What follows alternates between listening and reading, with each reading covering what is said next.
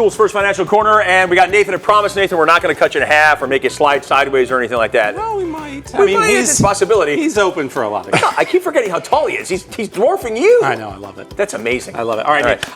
Thanks for being here. Obviously, you guys always bring the great info. You're always willing to give us some tips and tricks. We're talking today about the idea of a big purchase being on the horizon and what we can start thinking about as it relates to that big purchase, right? Yeah, it's basically talking about purchases that you can strategize for. Yeah. You know, we'll always be, encounter a situation where we have to just go out and make a quick purchase. Sure. You know, your car dies, you're gonna have to go out and buy a car right away. Living in this area. Washing machine shuts down. Absolutely. Like something, But what about the things that you can kind of anticipate? Sure. Instead of that wait until that car dying, you can kind of see it's getting old, it's getting on its last legs, or maybe the washing machine's getting quite old and, well past its service life, maybe making a couple noises, things like that. So we're talking about what kind of strategy can you come up with today. We came up with one that we recommend. Okay. We call it the ABC method. ABC. And ABC, just 3 items. Analyze, budget, carry out your plan. Okay. All right, so the first one you mentioned was analyze. Walk us through that one. How do we analyze our little plan to get it going? This one is just the very start. First question you're going to ask is, do I have to buy this item? It's a tough question too because it's fun to buy things. But the idea is that right now, whatever you buy is going to have a financial impact on you.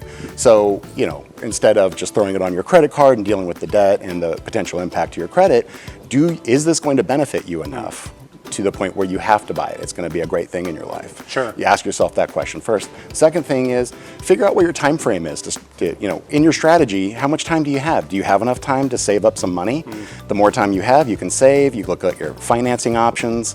It'll also give you enough time to look around and see what's the best price on the item that you're looking for. Yeah. And just really put yourself in a great spot to make a great buy. Okay. So let's say we did. It triggered the fact that we are going to buy this. We need it. Yeah. It's going to make our lives better. All the things. Met all the criteria. Now we have to start to use the B. We have to start budgeting. Budgeting. So first step, find out what's the total cost. A lot of things have a price. Let's say a car, you can go on a dealership's website and find out the sticker price for a car right now. But, what about things like warranties, protection plans, sales tax? Taxes, insurance. That's going to increase the overall cost of the item that you're looking to buy and, affect its affordability, So start thinking about, once you find out what the total cost is, okay, so now what is it that I'm going to need to do? Am I saving enough money to basically, buy it outright, or am I financing? Sure. Once that's determined, you can understand what's the impact to your budget. Okay. Because you got to think about things like, well, what's this going to do to my current debt? Let's say you have credit card debt and you're trying to pay that credit card debt down as a strategy in your finances right now. What is this going to do to that strategy? Is it going to shut it down? Do you need to think about reorganizing, maybe going back to the analyze step? The other thing to think about is,